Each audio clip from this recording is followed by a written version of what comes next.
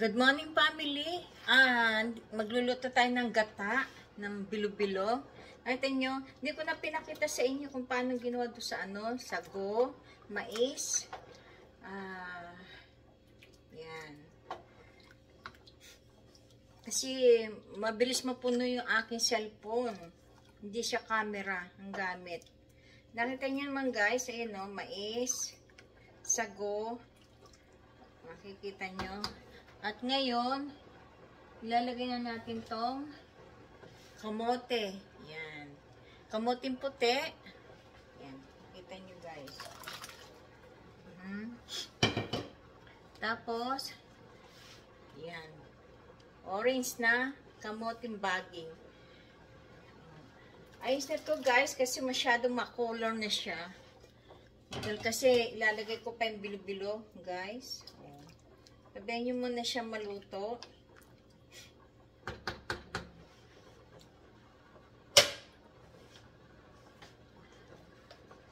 Iuli natin yung saging. Yan, sa malaking kardero na, guys. Tapos, mamaya, ilalagay na natin tong malagkit. Yan, o. Sunod-sunod na. Tapos langka. Tapos saging. Yan guys, oh. Tapos, ito. Yan. Purple. Parang siyang lavender. Ang kulay violet. Tapos to white. Oh, yan, oh. White siya. Oh. Ito ilalagay ko mamaya, guys. Pasensya na kayo guys, di ako nakakapag-vlog kasi masyadong busy ako. Pero ngayon, binabalik ko ulit. Kasi isa pa guys, nasisira yung aking cellphone. Pag masyadong punong-puno. Ay, thank you so much sa mga nanood, sa mga hindi nanood guys, salamat din. Sana patuloy nyo akong suportahan at huwag kayo magsawa sa akin. Ito macaron dito guys, to ang aming amusal. Yan. Amusal namin to guys.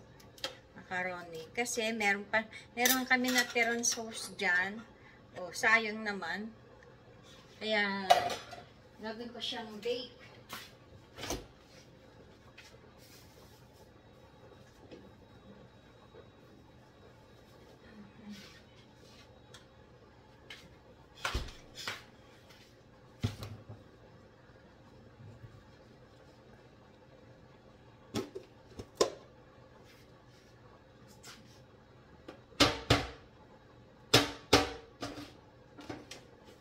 Guys, oh, sayang kasi, oh.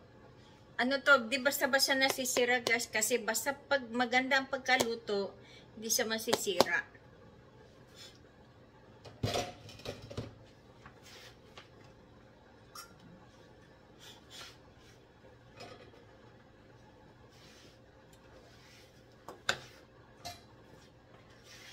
Gawin natin kasi baka magkadikit-dikit.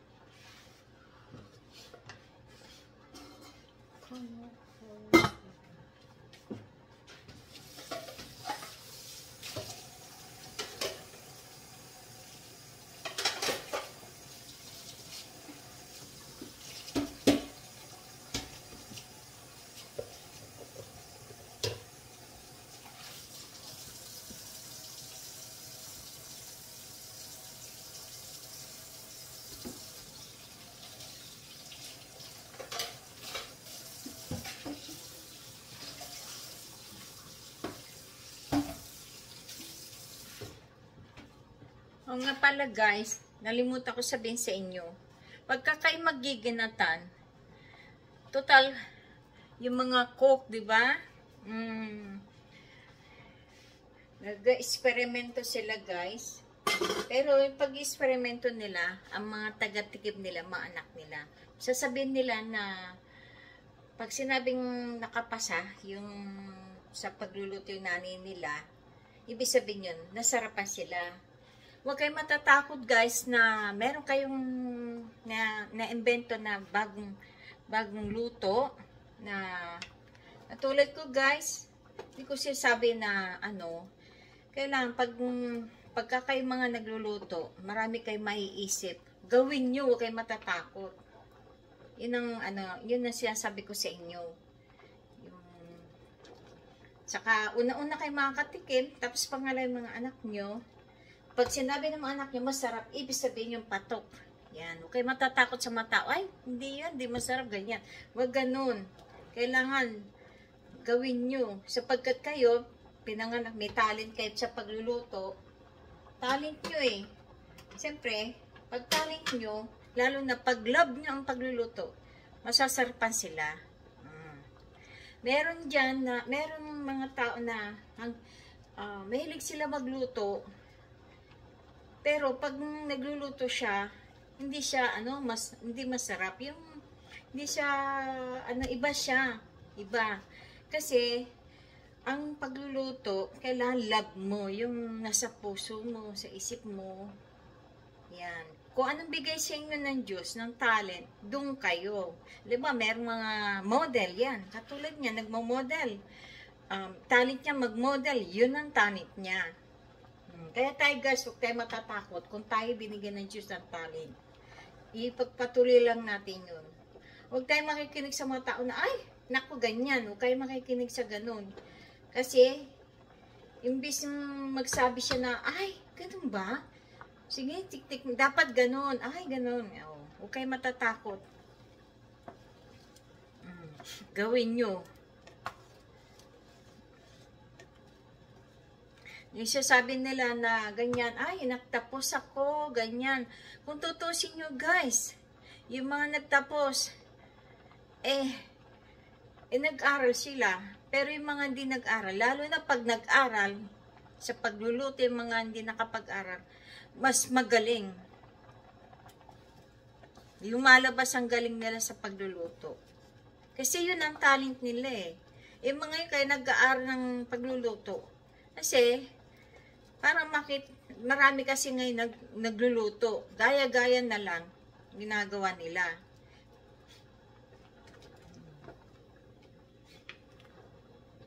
At tulad niyan guys, may mais. Yan, yan. Na-invento yan. Pero masarap siya guys. Pag natikman nyo, sana. Kaya kayo guys, huwag kayo magsawa sa akin panood. Sana hanapin niyo ako sa YouTube channel. Dati Miss M, ngayon Marieta Marcedas, hanapin niyo ako doon. Sa aking YouTube channel, huwag kayo magsawa sa akin. Hintayin nyo lang maluto to, yung kamote. Para iuhulin nyo saging. Iuhulin nyo sa lahat ng saging.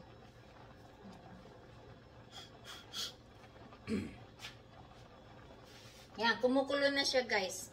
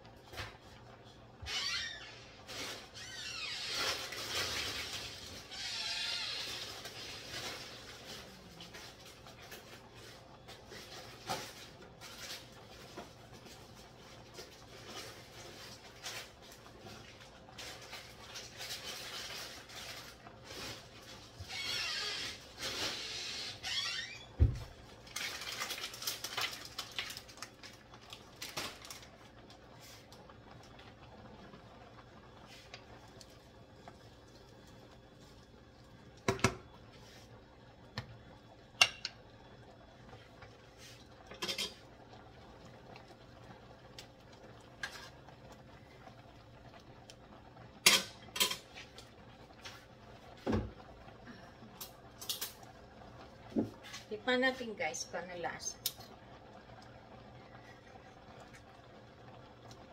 Masarap na siya guys.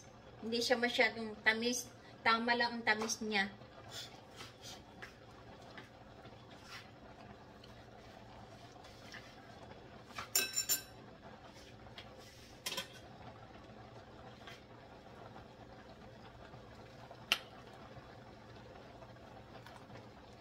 Yan. Nakita nyo guys, oh. Oh, iba-iba kulay. Pero huwag masyadong over kasi hindi maganda sa sabaw na masyadong over.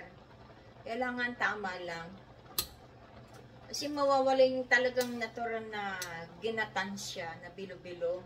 Kailan tama lang yung kulay niya. Yung mga parang Christmas light, iba-iba kulay, gano'n. Pero huwag masyadong makulay yung pinakasabaw niya. Kasi ang pangit tignan.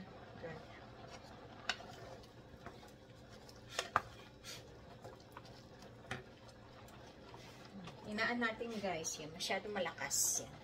Okay guys, thank you so much sa mga nanood. At sana wag suportahan nyo ako. At marami pa kayo sa akin makikitang ganap. At see you.